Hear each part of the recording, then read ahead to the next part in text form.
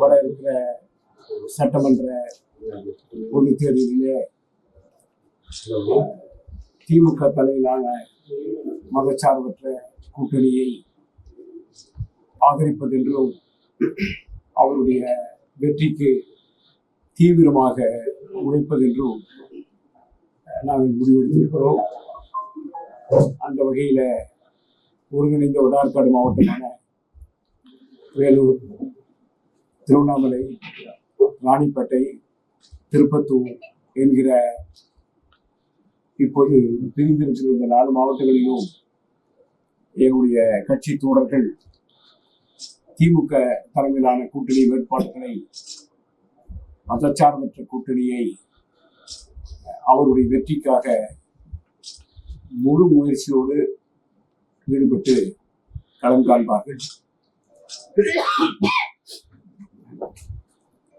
எங்களுடைய இந்த தேர்தல் நேரத்திலேயும் நாங்கள் எங்களுடைய சில கருத்துக்களை சொல்லிதான் ஆக வேண்டும். பொதுவாகவே இப்போது நிகழ்ந்து கொண்டிருக்கிற இந்த தேர்தல் முறையிலே இந்தியாவிலே இருக்கிற எல்லா அம்பேத்கர்ஸ்களுக்கும் முழுமையான உடன்பாடு கிடையாது.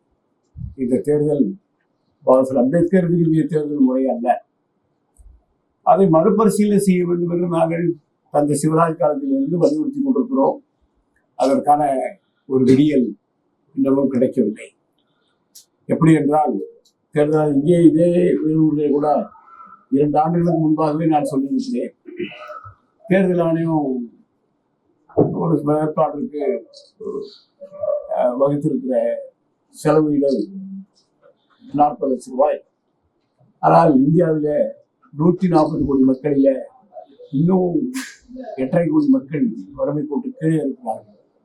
வறுமை கோட்டு கீழே இருக்கக்கூடிய மாத வருமானம், ஒரு நாளை வருமானம் 140 ரூபாய்.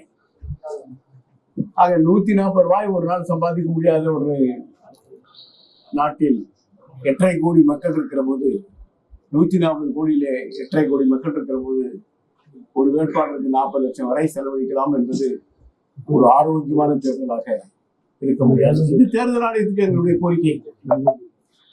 இந்த சூழ்நிலையில அது நான் சொல்வது கூட அவசியம் என்பதனாலே சொல்கிறேன். இது ஆரோக்கியமான களம் அல்ல. ஆக இந்த களத்தில் எளிய கட்சிகள் எல்லாம் போட்டியிடுவது என்பதே அது ஒரு சவால். அந்த நிலையில எங்களை போன்ற அம்பேத்கர்ஸ்கள் களம் காண்பது என்பது மிக கடினமான நிலை. தமிழ்நாட்டுக்கு மட்டுமல்ல, இது இந்தியா முழுமைக்கும் 30 ஆண்டு காலம் வரை இந்த தேர்தல் முறை இருக்கலாம் என்று பாபாசாஹேப் அம்பேத்கர் ஒப்பந்தமிட்டார். ஆனால் 90 ஆண்டு காலம் ஆகியும் அதே முறை நீடித்துக் கொண்டிருக்கிறது. அகல மறுபரிசீலனை அவசியம் என்பது அது பொது கருத்து. உதாசீனப்படுத்துவதற்கு மக்கள் தான் அரசியல் கட்சிகளாக உதாசீனப்படுத்துவதற்கு அரசியல் கட்சிகளுக்கு என்ன, அவர்களுக்கு என்ன? அதனால அந்த வார்த்தையில எனக்கு உடன்பாடு இல்லை. அது மக்கள் செய்ய வேண்டியது, மக்கள் கடமை, மக்கள் உரிமை. அரசியல் கட்சிகளா ஒரு கட்சியை உதாசீனப்படுத்த முடியும். கடந்த முறை சட்டமன்ற தேர்தலில் அதிமுக தோற்று விட்டது என்பதனால, இல்ல பலமுறை திமுக தோற்று, அதெல்லாம் என்ன மக்களுடைய தீர்ப்பு. எந்த அரசியல் கட்சி இன்னொரு அரசியல் கட்சி உதாசீனப்படுத்த முடியாது. அர்ச்சகருக்கு பொறுப்பில் அனைவருக்கும் இடஒதுக்கீடு தர வேண்டும் என்று வந்திருக்கிறதே, சட்டம் வந்திருக்கிறதே, அது தலைவர் இளைபெருமாள் ஆணையத்தினுடைய பரிந்துரை.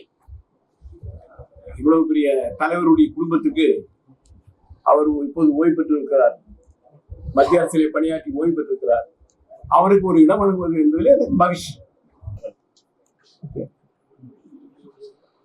குடியரசு கட்சி திமுக கூட்டணிக்கு பிரச்சாரம் மேற்கொள்ளுமா? தமிழகத்தில் எங்கேயாவது பிரச்சாரம் மேற்கொள்ளும்? கட்டாயம் பிரச்சாரம் செய்வோம். நீங்க போறீங்க? குறுகிய காலம் ஆனாலும் பிரச்சாரம் செய்வோம்.